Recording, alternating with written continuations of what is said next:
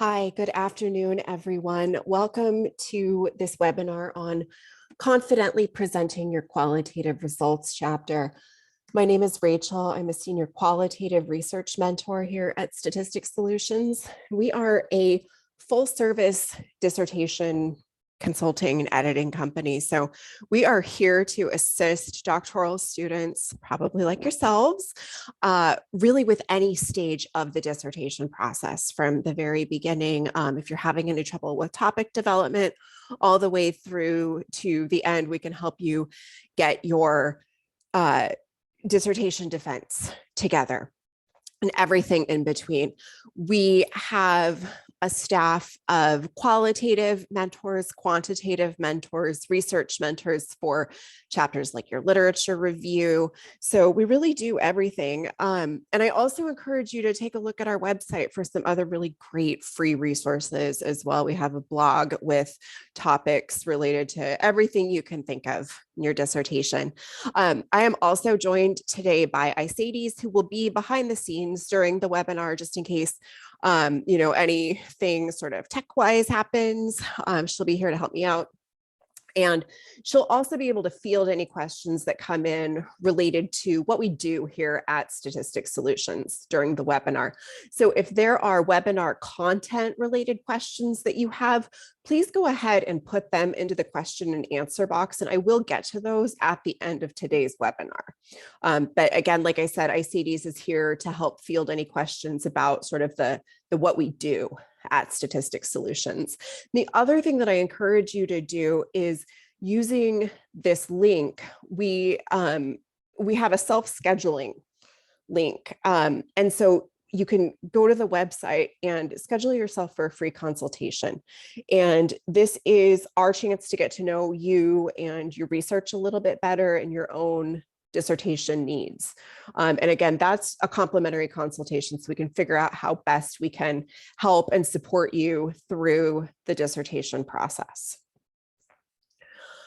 This webinar is also being recorded, so you will receive a copy of it tomorrow, I believe, and then you'll also receive a copy of the slide deck too. So for those who might be joining a little bit late, that recording will be available to you. Again, my name is Rachel. I'm a senior qualitative research mentor here at Statistics Solutions, and this is the webinar on confidently presenting your qualitative results chapter. So like I said, if you have any questions at all about either content or what we do here at Statistics Solutions, please go ahead and pop those into the question and answer box, and Isades will help field questions about what we do throughout today's webinar, and then any sort of qualitative results, content related questions I will address at the end for everyone. So this is kind of an overview, this webinar, of the what should go into your results chapter. And so this is a list of the sections that I see most commonly in a results chapter. So if you're working on kind of a standard 5-chapter dissertation, then that's your chapter 4. And I do sometimes use the terms interchangeably, chapter 4 or results. And so just know that if you have a different number of chapters in your dissertation, that's fine. I'm talking about your results chapter here. So this compilation of sections is, like I said, it's what I see most commonly from my students, and I've kind of pulled from different checklists and templates from different schools that I've worked with in the past. So some of these may not apply to you, and if that's the case, then, that's totally fine. But if you're really struggling with sort of what needs to go into the results chapter, if you get each of these sections in there, and I'll talk about these a little bit more in depth in turn during the webinar, but, if you get each of these sections into the results chapter, you'll have a solid chapter that you can submit. And the one thing that I will always say is make sure that you're following, first and foremost, any guidelines, checklists, templates that your school has provided. So it might be your department, it might be your committee or chair, it might be, your graduate school overall. But the main components will be your introduction, the setting, demographics, data collection, data analysis, results, which of course is the real, bulk, that's the meat of the chapter, a section on trustworthiness, and then a chapter summary as well. Now, in your introduction, just like the introduction to other chapters, what you want to do is restate the problem and the purpose of your study. If you have attended any of my other webinars, you'll know that I am a big fan of this sort of idea of holding your reader's hand and pulling them along logically throughout your dissertation. And this applies to any chapter. And so in the introduction to your results chapter, again, you want to state verbatim the problem and the purpose of your study. You're reminding the reader of why you are conducting the study. Now, it's important to state the problem and the purpose verbatim, just as you would anywhere else in the dissertation. This is not the place to add in new language, and it might seem redundant, but that is okay. Language matters, and so changing any of the wording may actually change the meaning of the problem or the meaning of the purpose, and we definitely don't want to do that. We want to avoid that. So verbatim, restate the problem and the purpose of your study. Remind the readers what your research questions are, right? These align to your problem and your purpose. So this should all make sense. And it's just a little recap of, the proposal. Okay. So problem, purpose, research questions, and then you provide just a brief preview of the chapter. What are those major sections that you're going to include in the chapter? Provide a roadmap for your reader. So once you've done that, then you can kind of transition into the main sections of the chapter. These first couple of sections that I'm going to talk about will probably look familiar to you, and they may also seem redundant because a lot of this is very similar to what you presented in your methods chapter in your dissertation proposal. Okay, so setting, demographics, data collection, you may have had sections in your methods chapter that are called exactly these. So the way that I like to think about separating this out is in your methods chapter, you proposed a study, you proposed your research, you proposed to do things a certain way. And so in your results chapter, you have conducted your research. It's in the past now. And so you want to focus here on how data collection actually went. Were there any changes to anything that you proposed in your methods chapter when you actually conducted the research? Did you write your proposal 3 years ago before we knew what COVID-19 was? And you had to change everything because data collection suddenly looked very different, right? So that would be what you would talk about in setting up these sections. So your research setting, where you conducted the research and why. Okay, so how does this relate to your results? What's the context for the reader? Why is it important that the reader understands, what the research setting is? Okay, this is providing all of that rich context for your reader to be able to not only understand your results, but evaluate your results as well.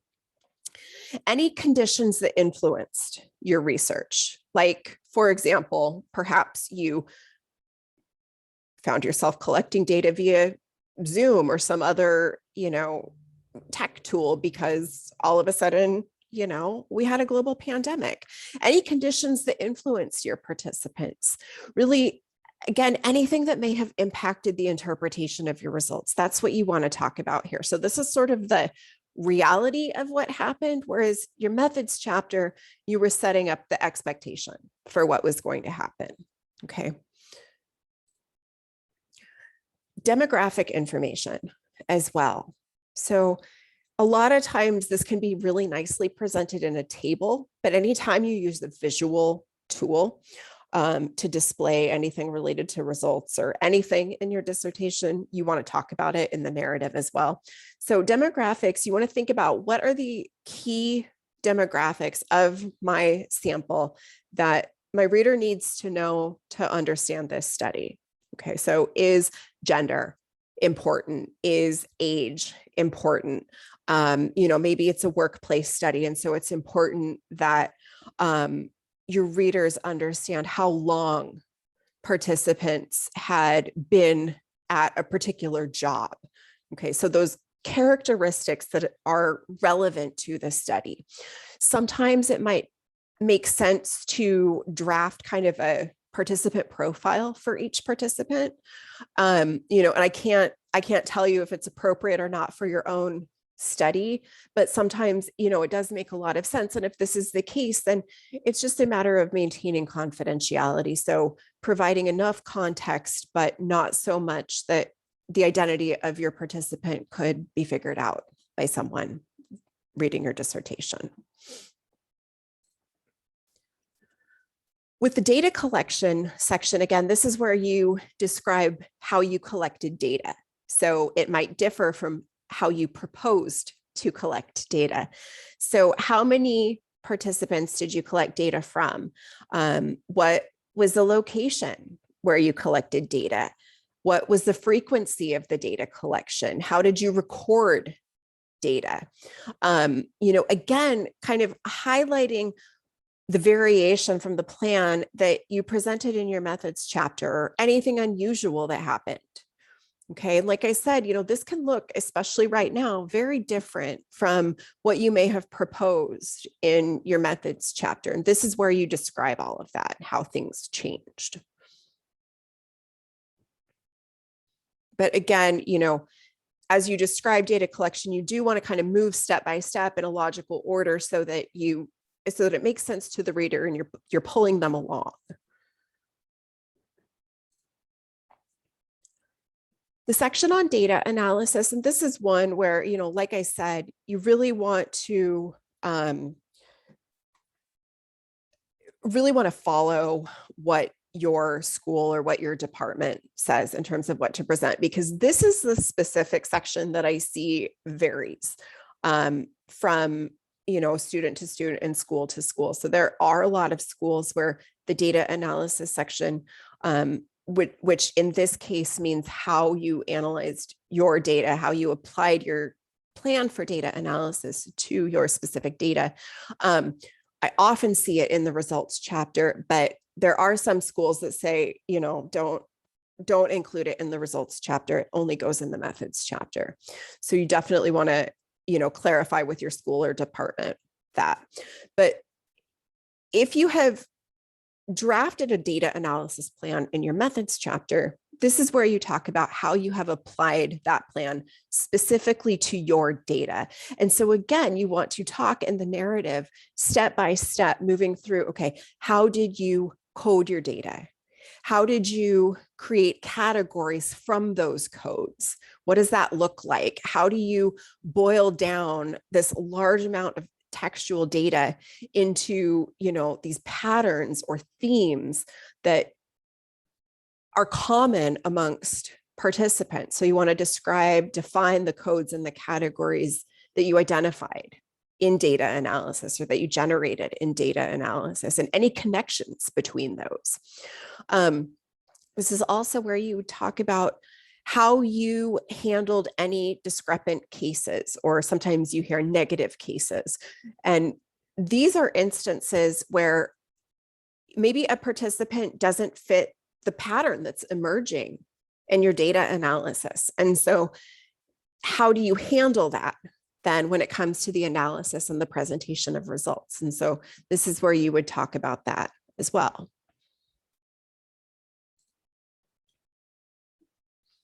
So again, the presentation of the results is really kind of the bulk of this chapter. And in some cases, in some schools, like I said, that's all that goes into the results chapter. Okay, so this is the nitty gritty right here.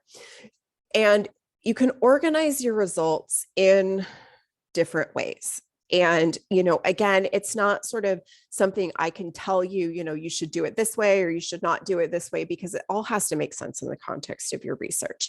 And there are some schools that are very particular about how the results get organized. Okay, some want to see, here's the research question, here are the themes that address that, or maybe have a little bit more flexibility. And so you present based on the category or the theme, right? There are different ways to do this. The main thing is, really thinking through what is most logical based on your study.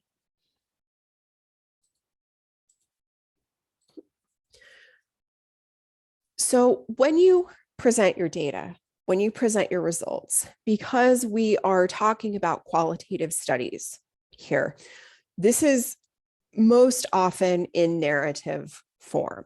So you should be using mainly your own words. Okay. You will use supporting quotes and excerpts from participants. Okay. So some of their quotes that support the creation of certain themes, but you want to use your own words. Okay. You may use excerpts from documents. So if you've conducted a document review as part of data collection, it might be appropriate to use excerpts from those documents.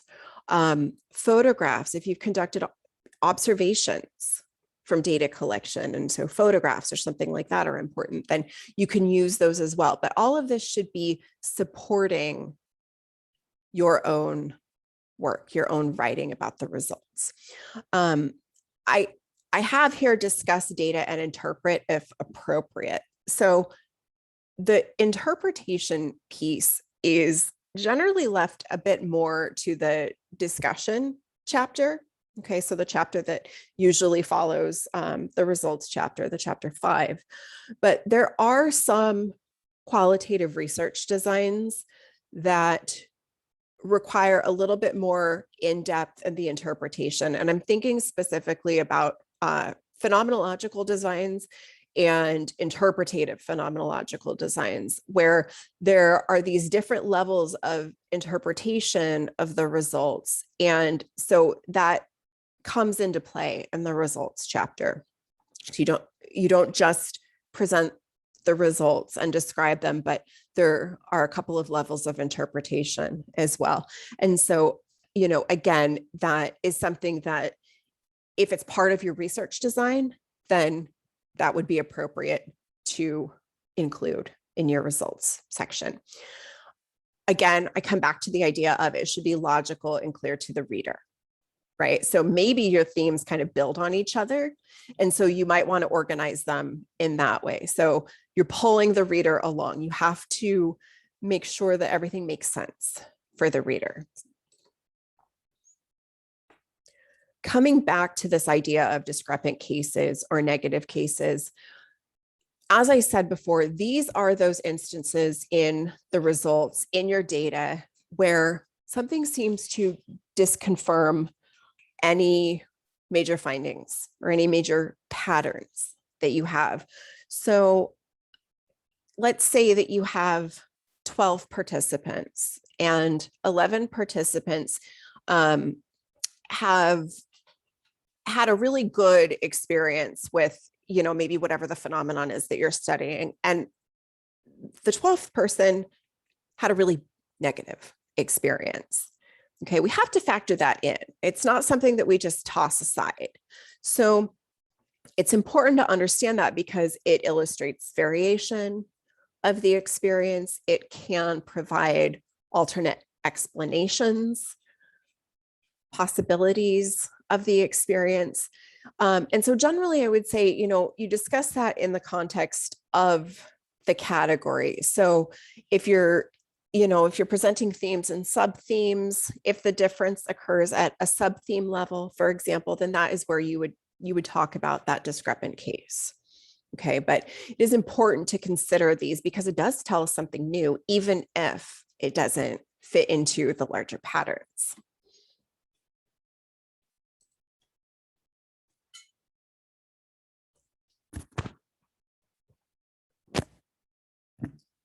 There are different ways to visualize your findings or your results as well.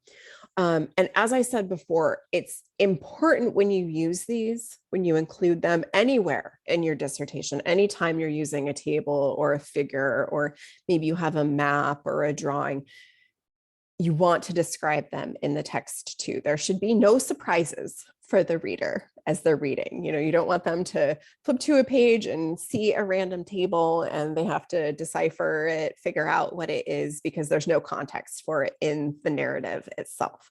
So like I said, tables can be very, very helpful. Presenting demographic information. You might use figures as well. You might use maps. So maybe you've conducted observations. Maybe you are observing a workplace, and it's important that there's, sort of a spatial element to your study, or, the context of your results. It's important to understand sort of where people are situated. And so maybe you have a map of that workplace. Drawings, if you're doing something more visual, you can absolutely include these in the results chapter, but you want to use them sparingly and in a way that really enhances and supports what you're talking about, and you want to describe them. There's usually also a section at the end of the results chapter on issues of trustworthiness.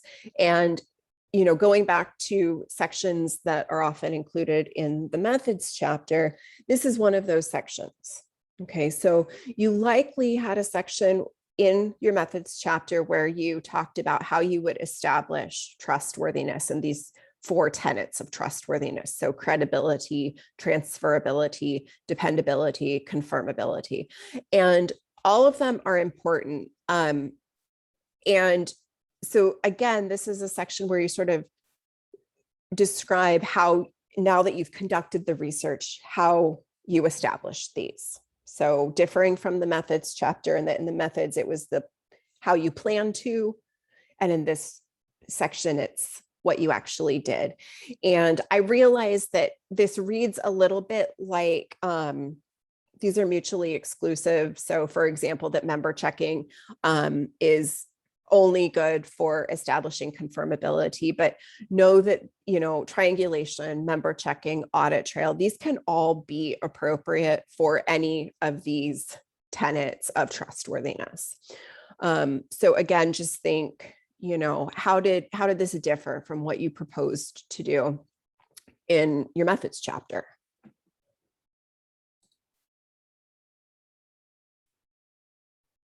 Your summary section, you want to provide a snapshot of the findings. What were the key results, the key takeaways, right? So sort of paint a picture of what you found in your research. I like to think of this as, it's not a, first I talked about this, and then I talked about this, and then this, and then this, and then this. It's if someone had to rely only on your summary to kind of know what your results were, what would you tell them? It's kind of the elevator pitch, right? So key highlights, and then you transition to your next chapter. You always want to think about, again, looking back and then looking forward as well at the next chapter, your discussion chapter. So we've touched on those main sections of the results chapter.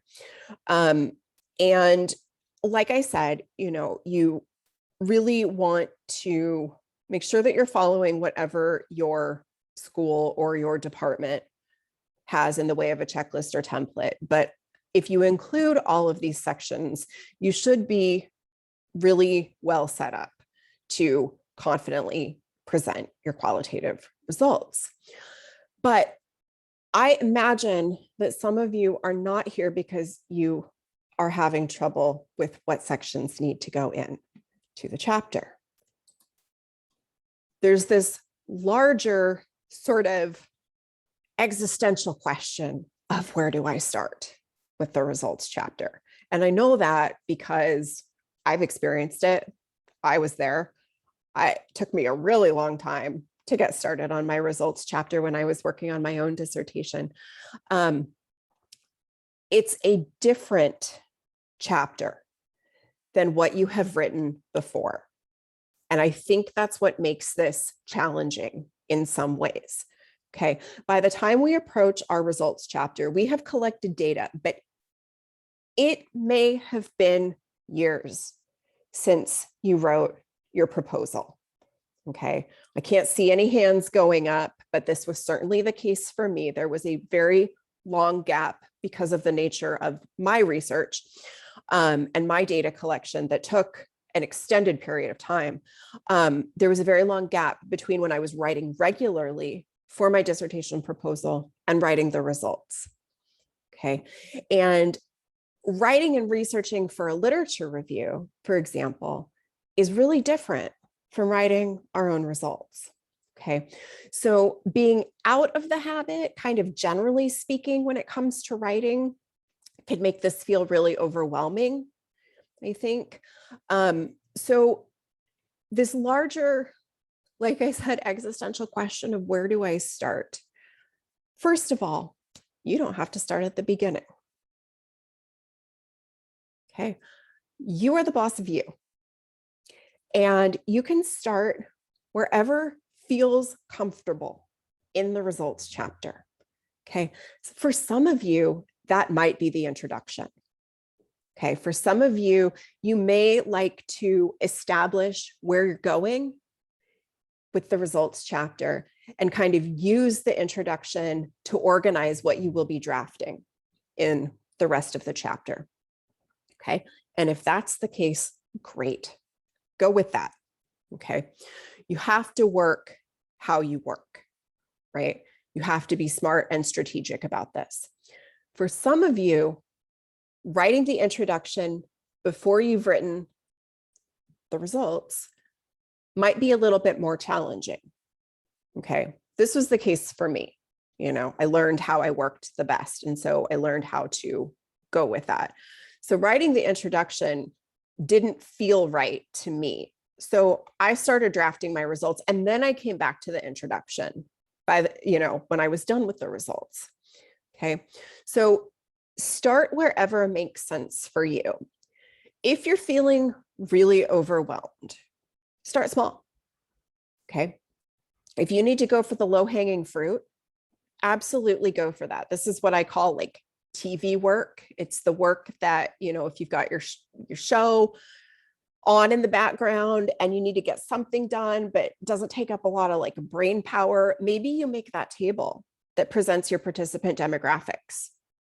Okay, and it's low-hanging fruit. It is relatively easy to do. It might seem like kind of piddly work, but it gets you somewhere. You have something tangible to go off of. And then that sort of keeps this like motivation going. Okay, maybe you're super motivated and you want to go ahead and, you know, start writing about one of your key themes. And if that is the case, absolutely go ahead and do that. You know, motivation isn't something that we can wait for. It doesn't work like that, unfortunately. Please learn from my experience. You know, you really just have to make yourself go for it. But once you do, then it's kind of that positive reinforcement. And so whether you're doing something simple or seemingly simple or working on a major section, you are still moving closer to the goal to get on with your life. Okay. The other recommendations that I have are doing things like free writing and brainstorming. Okay. So if you're really stuck, allow yourself to free write for 15 minutes a day. Okay. You know, if you have somewhere you can go and close the door, this is awesome. If not, it might be a little bit more challenging, but you can still make this happen. And by free writing or brainstorming, what I mean is you're writing on your dissertation topic, you're writing something related to your results, but you are not censoring yourself.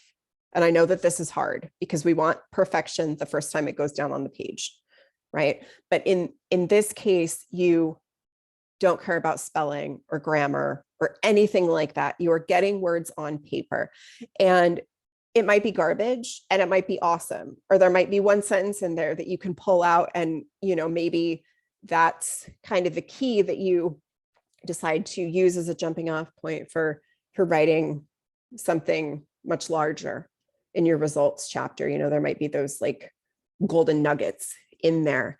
But this is really helpful for getting back in the habit of writing as well, and thinking about our topic and our results and kind of the what does it all mean.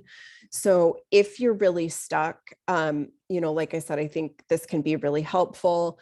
It can be something that you do with pen and paper. It can be on your laptop. It can be on a, on a notebook, like whatever works for you. Okay. The key is just to get started, because once you get started, you build up the momentum and then you can get on with your life. And if you're still having trouble, that is why we are here to help. Okay. This is exactly what we do. We have worked with so many graduate students on their dissertations, graduate students like yourselves, to help you get through this process in a relatively painless way. We have been through the process and we know what it's like. And again, we are Statistics Solutions. So we're a full service dissertation consulting company. Okay, we're here to help support you at any stage in the process with qualitative and quantitative research, anything related to the dissertation process, really. And so we do provide, like I said at the beginning, a complimentary consultation so that we can get to know you better, get to know your research better, your study, how we can help out. So our contact information is here. You can call, you can email. If you go to our website, statisticssolutions.com, there is a link to self-schedule. So you don't even have to talk to anybody. You can just click a link and schedule yourself for the complimentary consultation. Again, my name is Rachel. I'm a senior qualitative research mentor here. So I help out with qualitative methodology, research design, and qualitative results chapter as well. There are so many good resources available to you also on our website. So we have, like I said, a blog, we have a catalog of, different tools available, really anything that you can think of. Okay. So as I said at the beginning, for people who came in late, you will receive a copy of this webinar tomorrow, as well as the slide deck, and you have our contact information as well. So we have time for questions related to content related to the results chapter. So if you do have questions about that, go ahead and pop those into the question and answer box. And I will read each question out loud and then answer them as well so that everyone can see.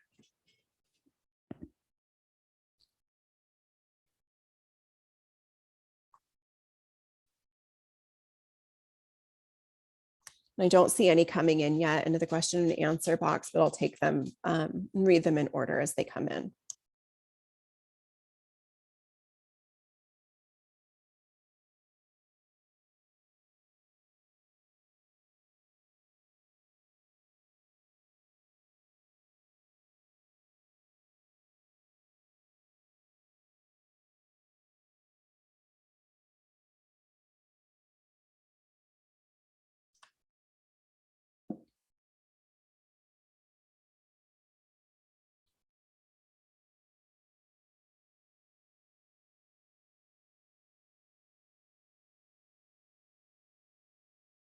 Okay, so I have a question about interview data one-on-one with a particular hypothesis and several outliers that are also super interesting that you want to include. So my thoughts on that.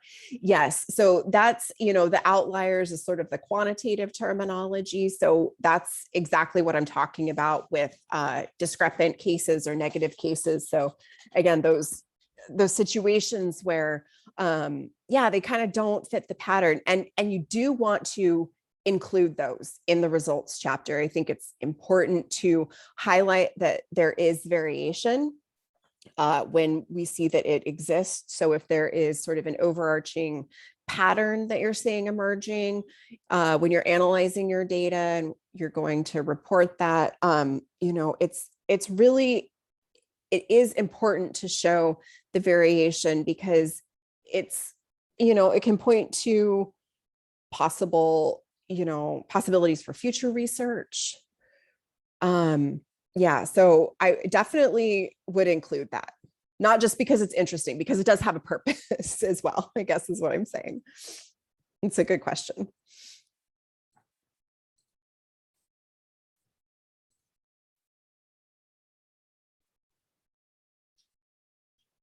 So again, questions, go ahead and put those into the question and answer box.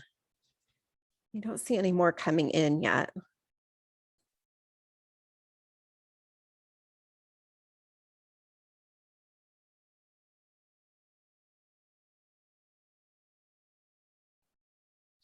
I have another question about suggestions on the format, paragraph or narrative format. Yeah, I mean, you'll want to use, in terms of formatting, just kind of standard, paragraph or like standard essay format.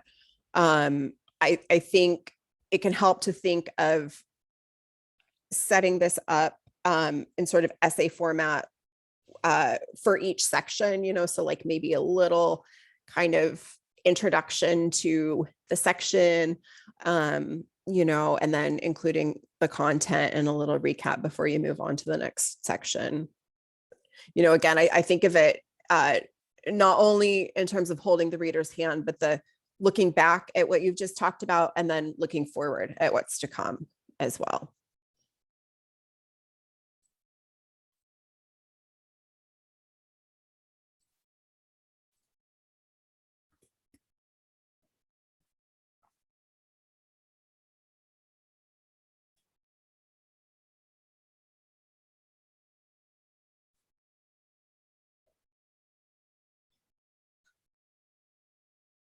Are there other questions that I can answer today?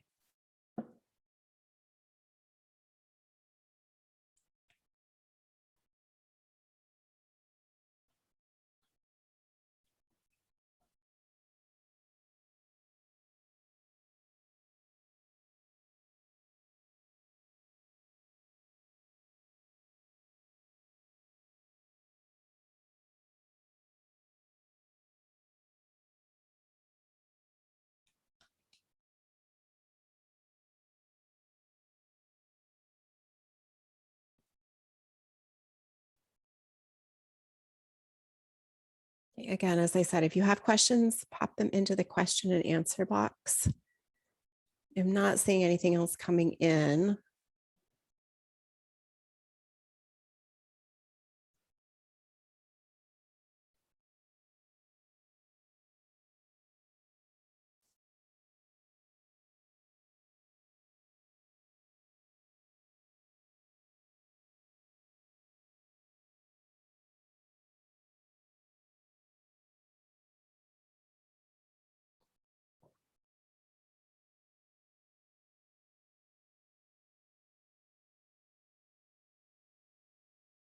Okay, well, thank you everyone so much for joining me this afternoon.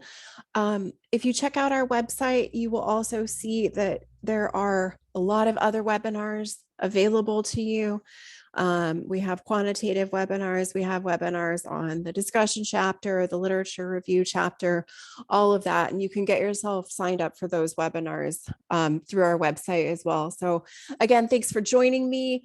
Have a great rest of your afternoon or evening or morning, I guess, depending on where you are. Take care, everybody. Bye-bye.